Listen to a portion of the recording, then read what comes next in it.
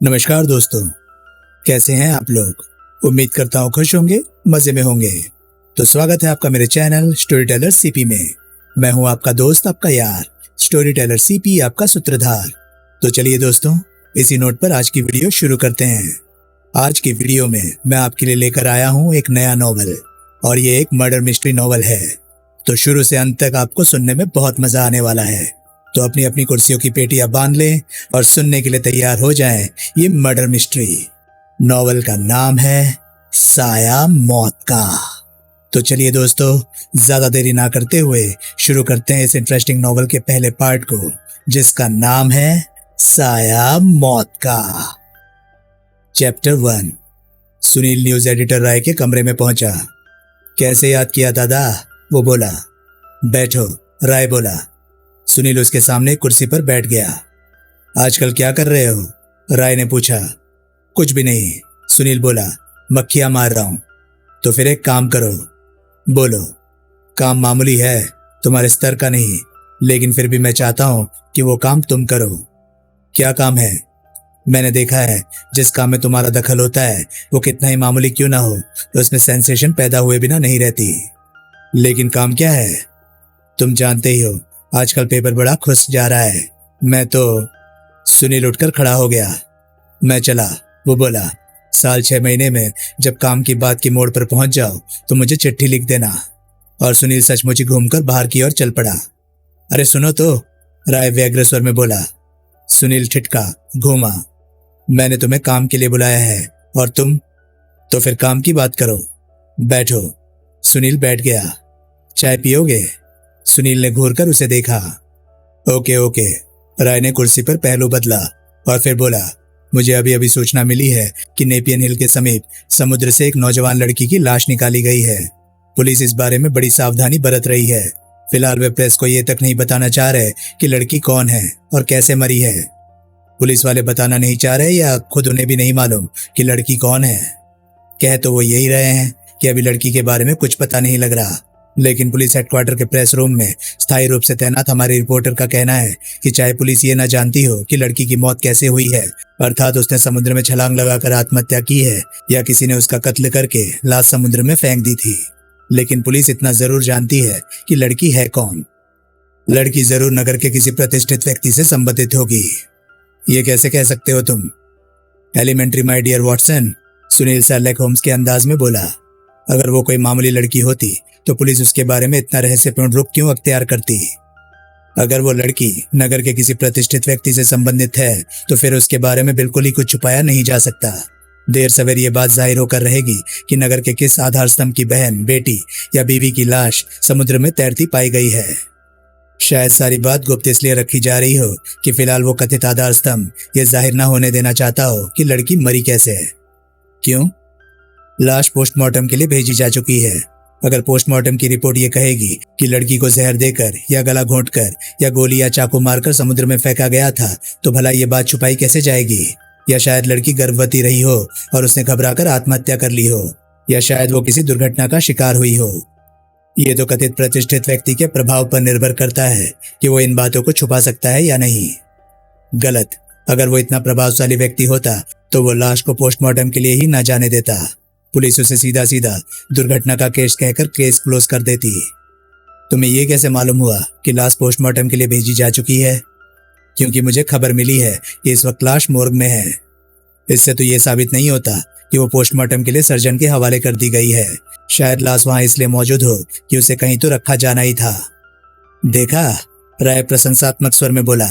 मैं नहीं कहता था कि तुम्हारा दखल पैदा होते ही केस में रंग आ जाएगा। सुनील, अब शुरू हो जाओ और जल्दी से कोई बढ़िया सी स्टोरी खोद कर निकालो। ओके। सुनील उठा और राय के कमरे से बाहर निकल आया। वो नीचे आकर अपनी मोटरसाइकिल पर सवार हुआ और वहां से सीधा पुलिस हेडक्वार्टर पहुंचा। वहां प्रेस रूम में नियुक्त ब्लास्ट के रिपोर्टर से उसे मालूम हुआ कि केस में कोई नई बात नहीं हुई थी, लेकिन अभी थोड़ी देर पहले इंस्पेक्टर प्रभुदयाल मोर्ग लाशें रखने की जगह की ओर गया था। सुनील फिर मोटरसाइकिल पर सवार हुआ और मोर्ग पहुंचा। उसने इमारत से काफी परे ही मोटरसाइकिल रोक दी और वहीं से मोर्ग की दिशा में निगाह उठाई। मोर्ग की इमारत की फाटक बंद थी। फाटक के बाहर एक क्रूर चेहरे वाला सिपाही खड़ा था। सिपाही के समीप एक नौजवान मौजूद था। दूर से दोनों में कोई तकरार चल रही मालूम होती थी। वो नौजवान ब्लास्ट के विपक्षी अखबार क्रॉनिकल का प्रतिनिधि ललित था। सुनील को वहां ठहरना बेकार लगा। अगर वहां ललित की दाल नहीं गल रही थी तो फिर उसके पल्ले भी कुछ नहीं पड़ने वाला था। फाटक के बाहर एक पुलिस की जीप खड़ी थी। तभी फाटक खुला और 2 कांस्टेबलों के साथ पुलिस इंस्पेक्टर प्रभुदयाल बाहर निकला। ललित लपक कर उसके पास पहुंचा। वो जल्दी जल्दी कुछ बोला। प्रभुदयाल ने हाथ झटक झटक कर शायद कोई सख्त बात कही और फिर ललित की ओर से मुंह फेर कर जीप में जा सवार हुआ। दोनों कांस्टेबल भी जल्दी से जीप में सवार हुए। जीप फर्राटे भरती वहां से चली गई। फाटक फिर बंद हो गया। चेहरे पर निराशा के भाव लिए ललित पत्थर की प्रतिमा की तरह अड़िग खड़े सिपाही के समीप खड़ा रहा। सुनील ने कंधे उचकाए और फिर मोटरसाइकिल पर सवार हो गया। वो सीधा यूथ क्लब पहुंचा। रमाकांत उस समय क्लब में मौजूद नहीं था। इससे पहले कि वो रिसेप्शनिस्ट से कुछ पूछता, एक आदमी क्लब में दाखिल हुआ। उसके हाथ में एक कैनवस का बैग था और वो खाकी वर्दी पहने था। वो रिसेप्शन पर पहुंचा। क्या खराब है जी? वो रिसेप्शनिस्ट से बोला। 7 नंबर टेलीफोन की घंटी नहीं बजती। रिसेप्शनिस्ट उससे बोली। कहाँ है 7 नंबर? बार में। खाकी वर्दी वाला तुरंत आगे बढ़ गया। सुनील के मन में एक नया ख्याल आया। ये आदमी कौन है? उसने पूछा। टेलीफोन मैकेनिक है, वो बोली। फोन ठीक करने आया है, इसे वापस बुलाओ। रिसेप्शनिस्ट ने टेलीफोन मैकेनिक को आवाज देकर वापस बुलाया। मेरे साथ आओ, सुनील उससे बोला। वो उसे लेकर रिसेप्शन की बगल में बने रमाकांत के निजी दफ्तर में ले आया। कपड़े उतारो, सुनील बोला। जी? मैकेनिक चिहुका। अरे कहा ना कपड़े उतारो। लेकिन साहब। सुनो, मैंने एक फैंसी ड्रेस शो में हिस्सा लेना है। केवल 1 घंटे के लिए मुझे तुम्हारी वर्दी चाहिए। लेकिन साहब मैं। ओफो। सुनील ने जेब से एक 20 रुपए का नोट निकालकर जबरदस्ती उसकी मुट्ठी में ठूस दिया। इसे अपने पास रखो और मेरी ओर से बार में जाकर विस्की भी पियो। तुम्हें पता भी नहीं लगेगा मैं कब गया और कब लौटा। लेकिन साहब वो 7 नंबर टेलीफोन? वो ठीक होता रहेगा, मैं रिसेप्शन पर कह दूंगा। आपके लौटने तक मैं यहां नंगा बैठा रहूंगा? नहीं, मैं तुम्हारे लिए दूसरे कपड़ों का इंतजाम करवाता हूँ। उसने वेटर को बुलाकर उसी के कपड़े टेलीफोन मैकेनिक के लिए मंगवाए। मैकेनिक ने झिझकते हुए वर्दी उतार दी। सुनील ने अपने कपड़े उतार कर वो खाकी वर्दी पहन ली। वर्दी उसे टाइट थी, लेकिन उसने परवाह नहीं की। उसने मैकेनिक का कैनवस का बैग भी संभाल लिया। वो बैग संभालकर बाहर निकल आया। मोर्ग वाली सड़क के सिरे पर ही उसने मोटरसाइकिल खड़ी कर दी और बैग संभाले आगे बढ़ा। मोर्ग के फाटक पर क्रूर चेहरे वाला सिपाही अभी भी दिखाई दे रहा था, लेकिन ललित अब वहां मौजूद नहीं था। सुनील निडर भाव से सीधा उसके सामने पहुंचा। क्या है? सिपाही कर्कश स्वर में बोला। टेलीफोन ठीक करने आया हूं, सुनील बोला। कौन सा टेलीफोन? जो भीतर लगा हुआ है। तुम टेलीफोन मैकेनिक हो? और क्या मैं तुम्हें फिल्म स्टार दिखाई दे रहा हूं? बको मत। सुनील चुप रहा। सिपाही ने फाटक में बनी खिड़की खोली और फिर ऊंचे स्वर में चिल्लाया। वर्मा जी, कोई आदमी टेलीफोन ठीक करने आया है। आने दो, भीतर से आवाज आई। सिपाही ने सुनील को खिड़की से भीतर घुस जाने के लिए कहा। सुनील ने भीतर कदम रखा। पीछे खिड़की दोबारा बंद हो गई। सुनील आगे बढ़ा। कंपाउंड पार करके वो इमारत के बरामदे में पहुंचा। वहां एक अधेड़ उम्र का चश्माधारी सूरज से क्लर्क लगने वाला आदमी खड़ा था। टेलीफोन तो चल रहा है, चश्मे वाला बोला। मैं तो साहब टेलीफोन की ओवरहीलिंग के लिए आया हूं। अच्छा? हाँ साहब, हमारा साहब कहता है कि 3 महीने में कम से कम एक बार सारे टेलीफोन झाड़ पोंछ कर आओ। कमाल है, कभी तो बुलाने पर मैकेनिक नहीं आता और अब बिना बुलाए चला आ रहा है। नया साहब आ गया है साहब, अब बहुत सख्ती होने लगी है। तुम्हारा नाम क्या है? प्यारे लाल। पहले तो यहाँ धनीराम आया करता था, उसकी बदली विक्रमपुर के एक्सचेंज में हो गई है साहब। टेलीफोन गलियारे के सिरे पर बाईं ओर के कमरे में है। सुनील आगे बढ़ा। उसने गलियारे में कदम रखा। चश्मे वाले ने उसके पीछे आने का उपक्रम नहीं किया। गलियारे के आखिरी कमरे से पहले एक कमरे में एक छोटी सी शीशे की खिड़की बनी हुई थी। वैसी शीशे की खिड़की केवल उसी एक दरवाजे में थी। सुनील ने सावधानी से शीशे से भीतर झांका। वो एक बड़ा सा हॉल था जो उस समय एकदम खाली था। हॉल के बीचों बीच एक लंबी मेज पड़ी थी जिस पर चादर से ढका एक मानव शरीर पड़ा था। चादर के नीचे से उरोजों का उभार साफ रेखांकित हो रहा था। सुनील का दिल धड़कने लगा। उसने देखा दरवाजे का बाहर से कुंडा बंद था, लेकिन उस पर ताला नहीं लगा हुआ था। उसने कुंडे की ओर हाथ बढ़ाया। अरे ये नहीं, इससे अगला दरवाजा। सुनील ने घबराकर हाथ खींच लिया। वो आवाज की दिशा में घुमा। गलियारे के बरामदे वाले सिरे पर वही चश्मे वाला आदमी खड़ा था जिसने सुनील को गलियारे में भेजा था। खिसियाए ढंग से सिर हिलाता सुनील आगे बढ़ गया। उसने अगले कमरे का दरवाजा खोला और भीतर घुस गया। वो कमरा भी खाली था, लेकिन वहां टेलीफोन मौजूद था। सुनील ने बैग में इस पर रख लिया और प्रतीक्षा करने लगा। कुछ क्षण बाद वो दरवाजे के पास पहुंचा। उसने धीरे से दरवाजा खोला और सिर निकालकर सावधानी से गलियारे में झांका। गलियारा खाली था। उसने दबे पांव गलियारे में कदम रखा और लपक कर बगल के दरवाजे पर पहुंचा। उसने दरवाजा खोला और झपटकर भीतर घुस गया। अपने पीछे उसने दरवाजा बंद कर दिया। धड़कते दिल से वो मेज के पास पहुंचा। उसने एक झटके से लाश के ऊपर से चादर खींच ली। मेज पर एक बेहद नौजवान और बेहद खूबसूरत लड़की का मृत शरीर पड़ा था। शरीर एकदम नग्न था और चित पड़ा था। लाश के चेहरे पर निगाह पड़ते ही सुनील के मुंह से एक आश्चर्य भरी सिसकारी निकल गई। सुनील उस लड़की को खूब पहचानता था। वो संसद सदस्य मुकुट बिहारी गुप्ता की इकलौती बेटी रंजीता गुप्ता थी। रंजीता गुप्ता एक बेहद उच्च श्रृंखल और आजाद ख्याल लड़की थी और राजनगर की ऊंची सोसाइटी में एक खूब जानी पहचानी सूरत थी। नगर के रईसों के लड़के हथेली पर दिल रखकर उसके पीछे पीछे फिरते थे। यूथ क्लब में कोई विशिष्ट कार्यक्रम होता था तो वो वहां अवश्य आती थी। सुनील ने देखा कि उसकी दोनों जांघों और बाहों पर कितने ही इस प्रकार के बिंदु जैसे निशान थे जो अक्सर इंजेक्शन लगने के बाद खाल में बन जाते हैं। उसने एक आखिरी निगाह रंजीता गुप्ता के मृत शरीर पर डाली और उसे पूर्ववत चादर से ढक दिया। वो दरवाजे पर पहुंचा। सौभाग्यवश गलियारा अभी भी खाली था। वो बाहर निकला। उसने पहले की तरह दरवाजे की कुंडी लगा दी और टेलीफोन वाले कमरे में आ गया। वो कुछ क्षण वहीं खड़ा रहा और अपनी सांसों को व्यवस्थित करने की कोशिश करने लगा। रंजीता गुप्ता के शरीर को देखकर ऐसा नहीं लगता था कि उसकी हत्या की गई थी। न उसका गला घोंटा गया था, न उसे गोली मारी गई थी, न किसी घातक शस्त्र द्वारा उस पर प्रहार किया गया था और न ही उसे जहर दिया गया मालूम होता था। जहर से मौत होने पर शरीर की रंगत में फर्क आ जाता था, लेकिन लाश की हालत ऐसा कोई संकेत नहीं दे रही थी। किसी ने उसकी हत्या के इरादे से उसे समुद्र में धक्का दे दिया हो, यह भी संभव नहीं लगता था, क्योंकि रंजीता गुप्ता को तैरना आता था। सुनील ने खुद उसे यूथ क्लब के स्विमिंग पूल में तैरते हुए देखा था। तो फिर वो कैसे मरी? अगर वो किसी दुर्घटना की शिकार हुई थी तो किस प्रकार? क्या यह संभव था कि वो तैरती हुई समुद्र में इतनी दूर निकल गई हो कि उसमें वापस लौटने की शक्ति ना बची हो और वो डूबकर मर गई हो? या शायद ऐसा उसने आत्महत्या करने के इरादे से किया हो। लेकिन अगर वो एक सीधी सीधी दुर्घटना या आत्महत्या का केस था तो फिर इस पर ऐसा रहस्य का पर्दा क्यों? पुलिस रंजीता गुप्ता की मौत की खबर को अखबार वालों की पहुंच से बाहर रखने की कोशिश क्यों कर रही थी? उसने अपना बैग उठाया और कमरे से बाहर निकल आया। वो गलियारे में भी कुछ ही कदम आगे बढ़ा था कि वो यूं थमक गया जैसे एकाएक उसे सांप सूंघ गया हो। सामने से इंस्पेक्टर प्रभुदयाल आ रहा था। सुनील झपटकर जो दरवाजा सामने दिखाई दिया उसे खोलकर भीतर घुस गया। भीतर एक विशाल मेज के पीछे एक आदमी बैठा था। उसने सिर उठाकर सुनील को देखा और फिर क्रोधित स्वर में बोला, क्या है? जी सर साहब, वो टेलीफोन। क्या टेलीफोन? टेलीफोन ठीक करने आया हूँ, मैकेनिक हूँ। टेलीफोन यहाँ नहीं है, कोने वाले कमरे में है, निकलो यहाँ से। Sorry sir. सुनील घूमा। दरवाजा खोलने से पहले उसने जानबूझकर अपने हाथ में थमा बैग नीचे गिरा दिया।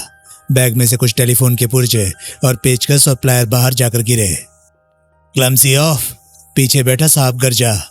Sorry sir. ज्यादा से ज्यादा देर लगाते हुए सुनील ने बिखरा हुआ सारा सामान समेटकर बैग में भरा और उठ खड़ा हुआ। उसने दरवाजा खोलकर गलियारे में कदम रखा। तब तक गलियारा खाली हो चुका था। प्रभुदयाल गलियारे के कई कमरों में से किसी एक में दाखिल हो चुका था। सुनील वहां से भाग निकलने की बलवती इच्छा को मन में दबाए लंबे डग भरता गलियारा पार कर गया। वो निर्विघ्न बरामदे में और बरामदे से फाटक पर पहुंचा। उसने फाटक की खिड़की खींचकर खोली और बाहर कदम रखा। सीधे होते ही क्रूर चेहरे वाले सिपाही से भी पहले जो सूरत सुनील को दिखाई दी वो क्रॉनिकल के रिपोर्टर ललित की थी। उसे देखते ही ललित के नेत्र सिकुड़ गए। वो बोला, मैं तो पहले ही समझ गया था कि। ले घबराहट भरे अंदाज में उसे चुप रहने का संकेत किया। ललित ने होंठ भींच लिए। सुनील लंबे डग भरता उधर चला जिधर वो मोटरसाइकिल खड़ी करके आया था। ललित ने उसे कुछ कदम आगे बढ़ जाने दिया और फिर तेजी से उसके पीछे लपका। सिपाही चेहरे पर हैरानी और उलझन के भाव लिए उन्हें जाता देखता रहा। ललित सुनील के समीप पहुंचा। मैं तो पहले ही समझ गया था, ललित हाँफता हुआ बोला कि गुरुजी कोई उस्तादी दिखाने पहुंच गए यहाँ। कैसे समझ गए थे? सुनील बोला। उसने रुकने का उपक्रम नहीं किया। सड़क के मोड़ पर तुम्हारी हवाई जहाज जैसी मोटरसाइकिल जो खड़ी दिखाई दे गई थी। यह मोड़ के अलावा और कौन सी जगह है जिसमें गुरुदेव की दिलचस्पी हो सकती थी? तुम तो यहां से चले गए थे। कहाँ चला गया था? जरा चाय पीने गया था। गुरुजी, मैं यहां से इतनी आसानी से टलने वाला नहीं। दारोगा जी बता नहीं रहे थे कि कौन मर गया है, तो चल लाश का क्रियाक्रम वे मोड़ के भीतर ही तो करने से रहे। कभी तो लाश बाहर आएगी, कोई तो लाश को क्लेम करने वहां पहुंचेगा। यहां से निकलकर लाश जहां जाएगी मैं उसके पीछे पीछे वहीं पहुंचूंगा। देखता हूं कैसे नहीं मालूम होता कि लाश किसकी है। साले चलाने जाएंगे तो क्या शमशान घाट में रजिस्टर नहीं कराएंगे कि मरने वाले का नाम क्या है? मैं कहता हूं कि यह प्रभुदयाल का कमीनापन है जो वो बताता नहीं कि कौन मरा है। ऐसी बातें कहीं छुपाई जा सकती है, देर सवेर हकीकत जाहिर होकर ही रहती है। तुम ठीक कहते हो, लेकिन अब मृतक के बारे में जानकारी हासिल करने के लिए मुझे मोर की दीवारों से सिर फोड़ने की जरूरत नहीं। बोलो। बोलूं? मैं क्या बोलूं? Oh come on, tell me, who is that? मुझे क्या मालूम ललित, तुम तो। गुरुजी, ललित कठोर स्वर में बोला, मैं कबूल करता हूं कि खबर खोदने के मामले में तुम हमारे उस्ताद हो, लेकिन इस बार हासिल हुई जानकारी में मेरे साथ हिस्सा बटाने के अलावा तुम्हारे पास कोई चारा नहीं है। लेकिन एक सेकंड में बताओ कि मृतक कौन है, वरना मैं अभी प्रभुदयाल के पास जाकर तुम्हारी पोल खोलता हूं कि तुम इस बहुरूप में बहाने से मोर्ग में घुसकर मृतक की सूरत देख आए हो। लेकिन ललित। क्यों लेकिन ललित? तब तक सुनील मोटरसाइकिल तक पहुंच चुका था। लो सिगरेट पियो, वो जेब से लकी स्ट्राइक का पैकेट निकालता हुआ बोला।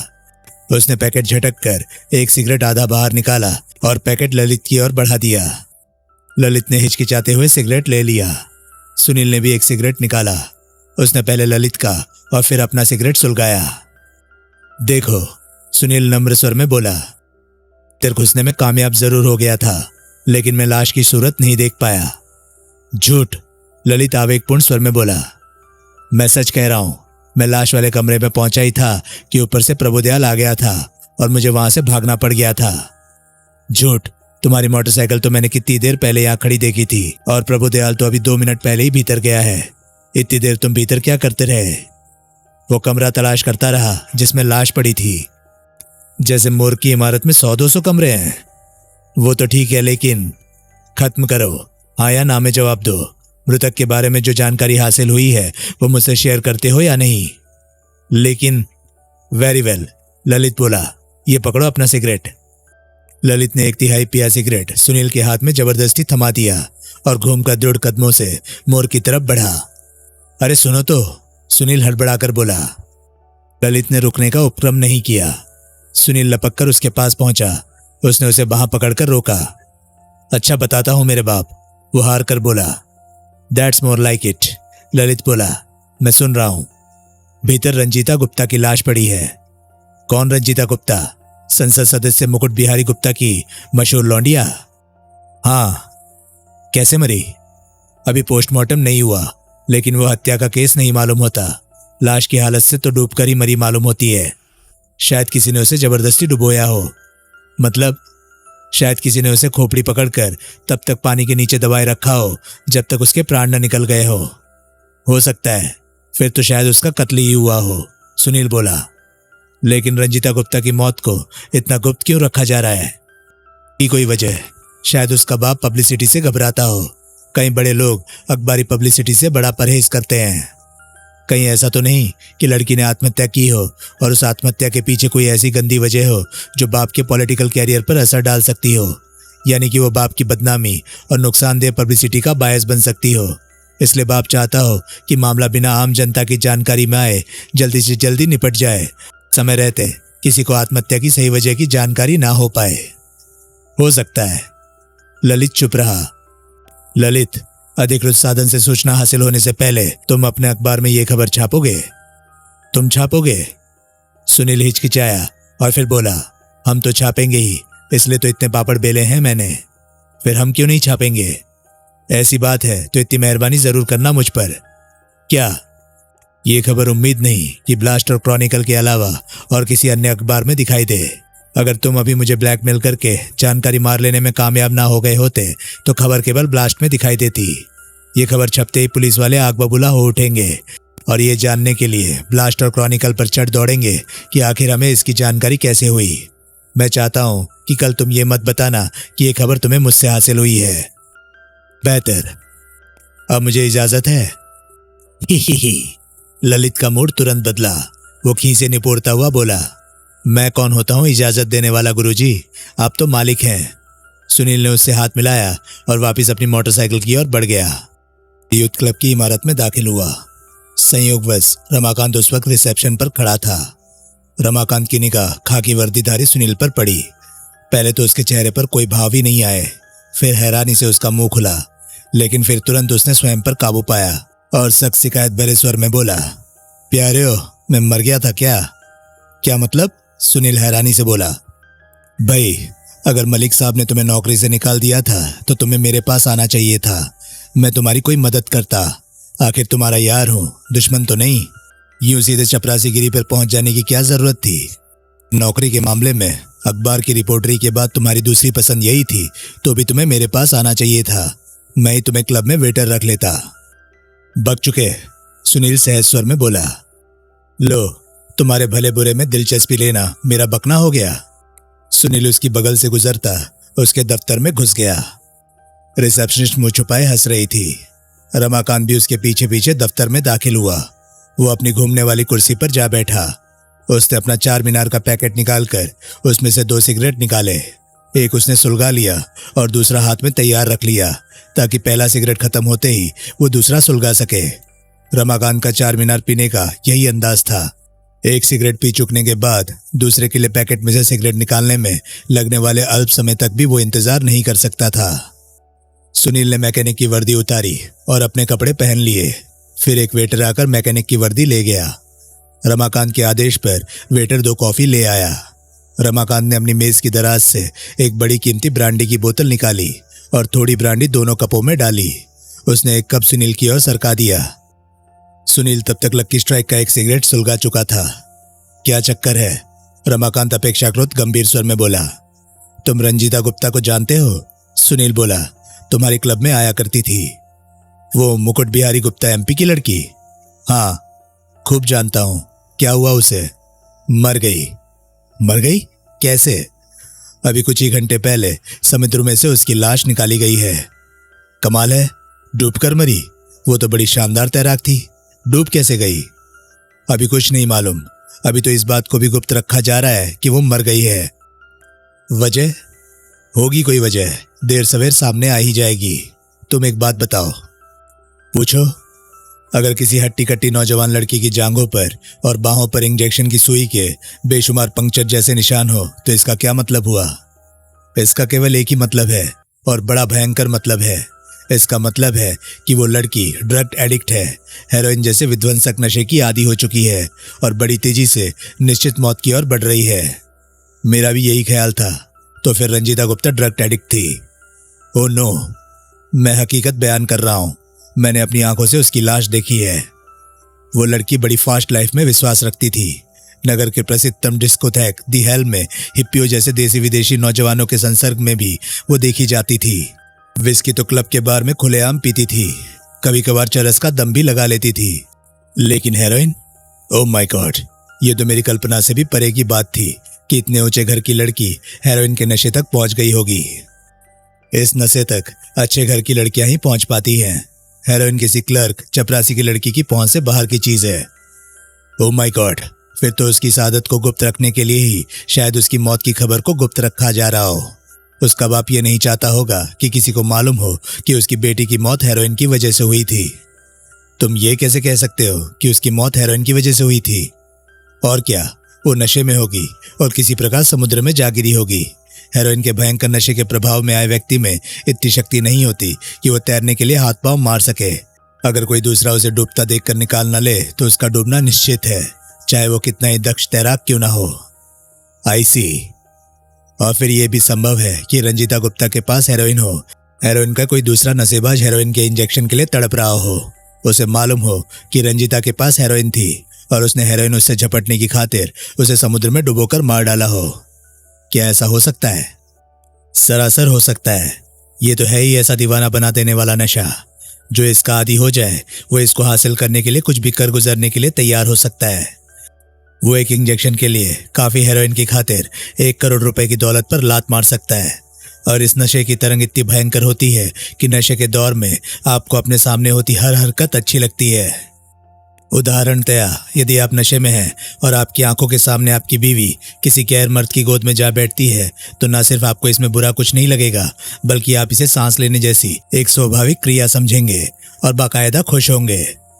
या कोई आपकी बाह पकड़कर आपको अपने साथ ले जाए, आपके तमाम कपड़े उतारकर आपको 50 आदमियों के सामने नंगा कर दे, आपके साथ कैसा भी दुर्व्यवहार करे तो आप उसका विरोध करने योग्य शक्ति को स्वयं में नहीं पाएंगे, बल्कि आप जो कुछ हुआ उसे उचित समझेंगे और प्रसन्न होंगे।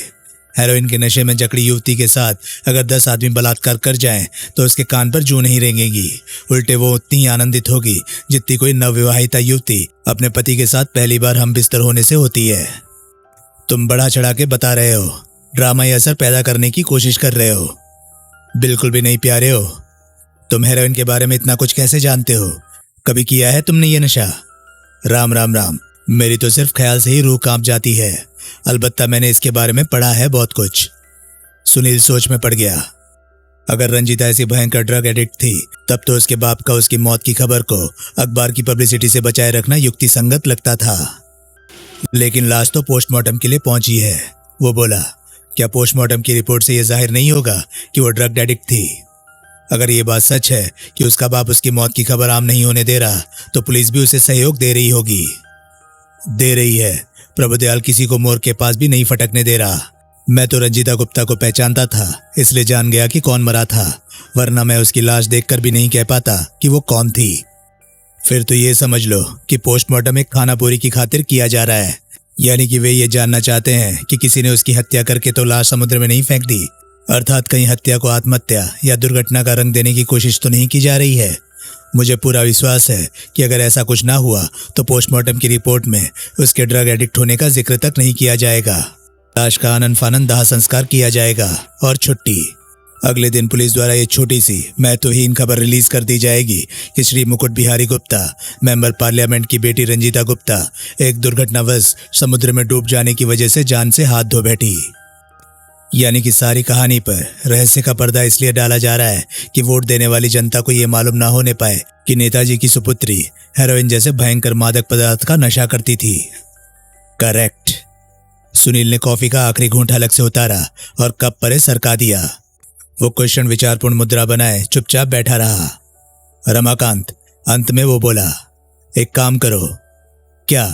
रमाकांत सशंक स्वर में बोला, किसी प्रकार पोस्टमार्टम की रिपोर्ट दिलवाओ। असंभव। असंभव कुछ नहीं, कोशिश करने से सब कुछ हो जाएगा। अगर प्रतिलिपि हासिल नहीं कर सकते तो अनाधिकृत रूप से मॉर्ग के किसी क्लर्क चपरासी के माध्यम से इतना ही पता लगवा दो कि रिपोर्ट में क्या है। प्यारे हो, ये नामुमकिन है। जो ऐसी बात लीक हो जाने देगा प्रभुदयाल उसकी चमड़ी उधेड़ कर रख देगा। जानते नहीं हो, सारे मामले में एक संसद सदस्य का दखल है। तुम कोशिश तो करो। पोस्टमार्टम की रिपोर्ट की प्रतिलिपि पुलिस हेडक्वार्टर भी पहुंचेगी। तुम बताया ही करते हो कि वहां तुम्हारा कोई सोर्स है जिससे तुम पहले भी कई बार बड़ी महत्वपूर्ण जानकारी हासिल कर चुके हो। रमाकांत, जैसे भी हो ये काम करवाओ। प्रभुदयाल हरगिज नहीं जान पाएगा कि लीक मोर्ग के कर्मचारियों की वजह से हुआ है या पुलिस हेडक्वार्टर से। अच्छा, मैं देखूंगा कि क्या किया जा सकता है। लेकिन सुनील, साफ कह देता हूं, कामयाबी की 1% भी संभावना दिखाई नहीं दे रही है। तो फिर दूसरा काम सुनो, शायद उसमें तुम्हें ज्यादा संभावना दिखाई दे। बोलो। रंजीता गुप्ता का बिल्कुल ताजा तरीन यार कौन था? क्यों? शायद रंजीता गुप्ता का कत्ल हुआ हो, इस संभावना को एकदम दिल से निकाला नहीं है मैंने। शायद लड़की की मौत का उससे कोई संबंध हो। आई सी। और फिर मैं ये भी जानना चाहता हूं कि लड़की को हेरोइन की लत किसने लगाई। क्या पता उसके ताजा यार का इस बात में भी कोई हाथ हो। तुम्हें इससे क्या फर्क पड़ता है? देखो रमाकांत, सुनील एकाएक बेहद गंभीर हो उठा। अगर हेरोइन का नशा इतना ही भयंकर और जानलेवा है जितना कि तुम अभी मुझे बताकर हटे हो तो इसकी रोकथाम होनी चाहिए। अवश्य कुछ पेशेवर तथा संगठित अपराधी दौलत के लालच में पड़कर हमारे युवा वर्ग को तबाही की राह पर चलाने की कोशिश कर रहे हैं। शायद रंजीता गुप्ता अकेली युवती ना हो जिसे हेरोइन की लत लगाई गई हो। हेरोइन ऐसी सहूलियत से उपलब्ध होने वाली तो चीज होगी नहीं कि दाम दिए और खरीद लो।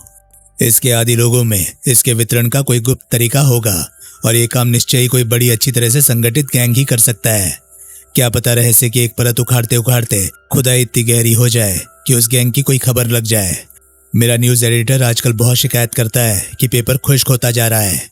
ऐसी कोई मसालेदार खबर हाथ लग जाए तो धूम मच जाएगी सुनील कुमार चक्रवर्ती की। कहीं धूम इतनी ज्यादा ना मच जाए कि तुम्हारी लाश किसी गटर में पड़ी दिखाई दे। यार तुम डराया मत करो। ओके। रमाकांत अपना चौथा सिगरेट सुलगाता हुआ बोला, तुम्हारा एक काम तो मैं अभी कर देता हूं। कौन सा? रंजीता गुप्ता के ताजा तरीन यार वाला। तुम जानते हो वो कौन है? हाँ, उसका नाम कपिल कुमार है। पिछले 6 महीनों में रंजीता गुप्ता उसके अलावा किसी के साथ नहीं देखी गई थी, इसलिए वही ताजा यार था और वही पुराना भी। 30-32 साल का बड़ा खूबसूरत नौजवान है। रख रखाव में बेहद पैसे वाला आदमी मालूम होता है। रंजीता के साथ जब भी यहाँ आता था, शोफर द्वारा चलाई जा रही चमचमाती हुई मर्सिडीज कार पर बैठकर आता था। करता क्या है? भाई रईस आदमी है, कुछ करने का क्या मतलब? खानदानी रईस है। बाप दादा 150 लाख रुपए छोड़कर मरे हैं। मालूम नहीं। रहता कहाँ है? नेपियन हिल पर उसकी विशाल कोठी है। एकदम सही पता मालूम नहीं, डायरेक्टरी में देख लेना। तो दोस्तों, ये था साया मौत का नॉवल का पहला पार्ट। ये पार्ट आपको कैसा लगा प्लीज कमेंट सेक्शन में अपनी राय मुझे जरूर बताएं। और हाँ, अगर आपको ये वीडियोस पसंद आ रहे हैं तो प्लीज उन्हें लाइक करें और चैनल को सब्सक्राइब करें, क्योंकि मैं ऐसे कंटेंट लाता रहता हूँ। तो चलिए दोस्तों, मैं मिलता हूँ अब आपसे अगली वीडियो में। तब तक के लिए नमस्कार, गुड बाय। सेफ रहिए, खुश रहिए, मजे करिए।